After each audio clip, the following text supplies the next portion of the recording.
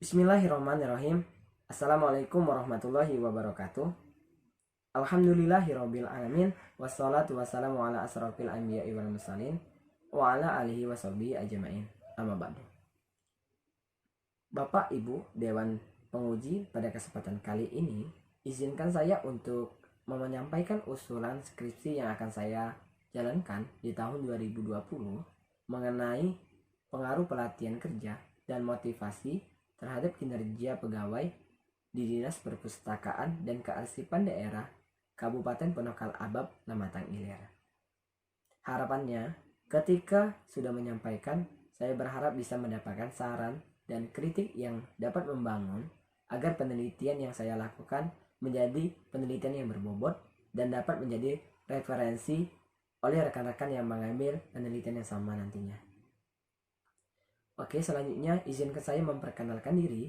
Nama saya Aan Estrada, NIM 2017 0410 206. Mahasiswa Program Studi Manajemen Fakultas Ekonomi dan Bisnis Universitas Muhammadiyah Yogyakarta.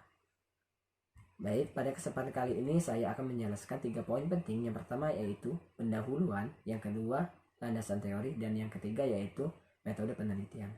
Nah, lanjut saja kita masuk ke bab 1 yaitu pendahuluan, yang terdiri dari latar belakang, perumusan masalah, tujuan penelitian, dan manfaat penelitian. Oke, masuk ke latar belakang yang didukung oleh fenomena. Nah, seiring dengan kemajuan ilmu pengetahuan dan teknologi di era revolusi industri, kecanggihan teknologi menjadi tantangan tersendiri bagi organisasi maupun perusahaan untuk melakukan perubahan pada berbagai aspek dalam pengelolaan lembaga atau perusahaan. Menghadapi perubahan dan tantangan serta persaingan yang semakin padat. Nah, baik di tingkat nasional maupun internasional ya. Nah, dengan demikian lembaga atau perusahaan sangat membutuhkan sumber daya manusia yang baik. Nah, Kabupaten Penokal Abab Lamatang Ilir yang disingkat Kabupaten Pali merupakan daerah otonom yang baru di Sumatera Selatan, dan tenaga kerja di Kabupaten Pali ini kebanyakan diambil dari tenaga kerja sukarela atau disebut honorer yang berlatar belakang yaitu pendidikan lulusan SMA dan sederajat.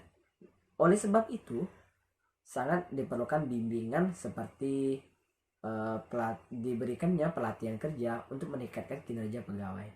Selain itu pula, setiap pegawai sangat memerlukan motivasi yang kuat agar dapat bekerja dengan baik sesuai dengan bidangnya gitu. Dan selanjutnya yaitu berdasarkan informasi yang peneliti dapatkan dari Kepala Bagian Staf di Dinas Perpustakaan dan Kearsipan Daerah Kabupaten Penokal Abab Lamatang Ilir ini, rata-rata ternyata kebanyakan diambil dari tenaga kerja sukarela atau honorer yang masih minim pengetahuan di bidangnya, serta kurangnya pelatihan kerja yang menyebabkan kinerja pegawai menjadi menurun. Nah, dengan begitu peneliti tertarik untuk mengajukan judul atau tertarik untuk melakukan penelitian dengan judul pengaruh pelatihan kerja dan motivasi terhadap kinerja pegawai di Dinas Perpustakaan dan Kearsipan Daerah di Kabupaten Penokal Abab Lamatang Ilir. Oke, lanjut, langsung saja kita masuk ke perumusan masalah. Terdapat 4 poin, yaitu yang pertama, apakah pelatihan kerja berpengaruh positif signifikan terhadap motivasi? Dan yang kedua, apakah motivasi berpengaruh positif signifikan terhadap kinerja pegawai? Dan yang ketiga yaitu, apakah pelatihan kerja berpengaruh secara langsung terhadap kinerja pegawai? Dan yang keempat yaitu, apakah pelatihan kerja berpengaruh secara tidak langsung terhadap kinerja pegawai melalui motivasi sebagai variabel independentnya. Oke, selanjutnya kita masuk ke tujuan penelitian. Terdapat 4 poin juga, yaitu yang pertama, untuk menganalisis hubungan pelatihan kerja terhadap kinerja pegawai, dan yang kedua, untuk menganalisis hubungan pelatihan kerja terhadap motivasi, yang ketiga, untuk menganalisis hubungan motivasi terhadap kinerja pegawai. Dan yang keempat, untuk menganalisis pelatihan kerja berpengaruh secara tidak langsung terhadap kinerja pegawai melalui motivasi sebagai variabel interveningnya. Oke, selanjutnya kita bergeser ke manfaat penelitian. Pada manfaat penelitian ini terdiri dua bagian, yaitu poin pertama yaitu bagi pengembangan teori. Secara teoretis, penelitian ini diharapkan dapat menambah wawasan dan referensi terutama sebagai bahan pertimbangan untuk pengetahuan yang berhubungan dengan upaya meningkatkan kinerja pegawainya. Dan yang poin keduanya yaitu bagi perusahaan itu sendiri, yaitu manfaat praktis. Nah, untuk pegawai dapat mengikuti program pelatihan yang dilakukan atau dilaksanakan oleh dinas dan dapat meningkatkan kinerja pegawainya. Nah, baik pun bagi dinas untuk dapat memfasilitasi pegawai agar mereka dapat meningkatkan kinerjanya. Baik, selanjutnya Bapak Ibu dan Dewan Penguji, kita masuk ke bab 2, yaitu landasan teori. Terdiri dari 3 variabel. Yang pertama yaitu variabel pelatihan kerja. Nah, kita ketahui ya Bapak Ibu dan Dewan Penguji bahwasanya banyak sekali para ahli yang mendefinisikan tentang pelatihan kerja namun memiliki makna yang sama. Nah, sedangkan menurut Dessler 2017, pelatihan merupakan proses untuk mengajarkan keterampilan yang mendasar kepada pegawai baru atau pegawai yang sekarang yang mereka butuhkan untuk melakukan pekerjaan yang akan dilakukan pegawai tersebut. Nah, sedangkan menurut Armstrong dan Taylor dalam Bakar dan Jupri 2017 menyatakan bahwa pelatihan merupakan suatu aktivitas yang dilakukan secara sistematis dan terencana untuk meningkatkan pengetahuan seseorang.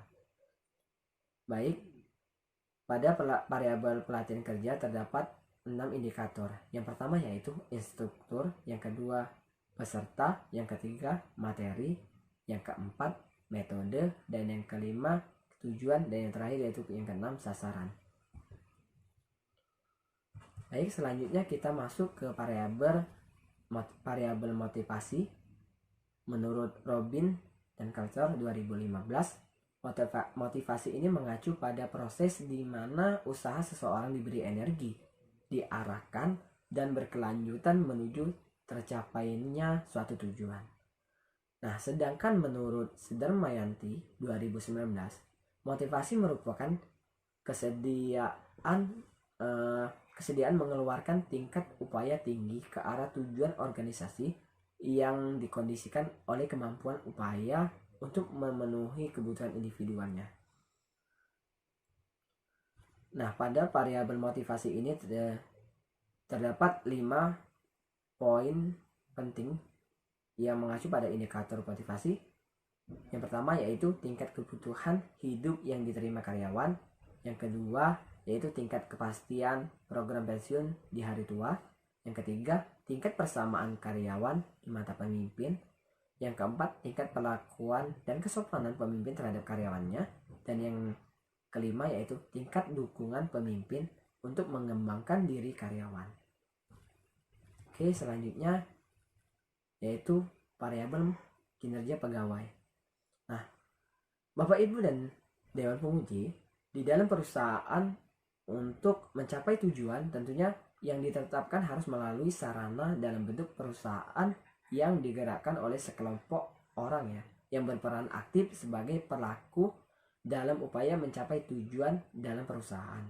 Nah, menurut Sudaryo dan kawan-kawan 2018, kinerja merupakan aspek penting dalam upaya mencapai suatu tujuan. Mencapai tujuan yang maksimal merupakan hasil dari kinerja tim atau individu yang baik. Nah, kemudian sebaliknya, begitu pula ketika mendapatkan kegagalan dalam mencapai sasaran yang telah dirumuskan merupakan akibat dari kinerja individu dan tim itu karena tidak optimal maksudnya. Nah, pada variabel kinerja pegawai ini terdapat 4 indikator. Yang pertama yaitu kualitas kerja, yang kedua kuantitas kerja, ketiga waktu kerja, dan yang keempat kerjasama. Baik, selanjutnya kita masuk ke penurunan hipotesis.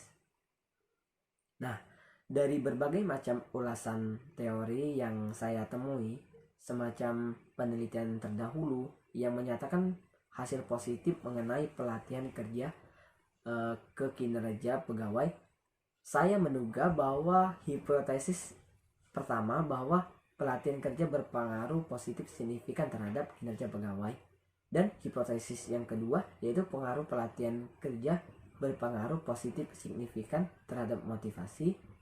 Hipotesis 3 yaitu motivasi berpengaruh positif signifikan terhadap kinerja pegawai, dan yang keempat yaitu hipotesis 4 yaitu pelatihan kerja berpengaruh positif terhadap kinerja pegawai melalui variabel motivasi, yaitu variabel interpeningnya. Nah, ini adalah model penelitian yang mana dua variabel bebas dan satu variabel terikat, yaitu X1-nya pelatihan kerja dan X2-nya motivasi, dan variabel Y-nya yaitu kinerja pegawai. Oke, lanjut kita masuk ke bab 3 yaitu metode penelitian. Nah,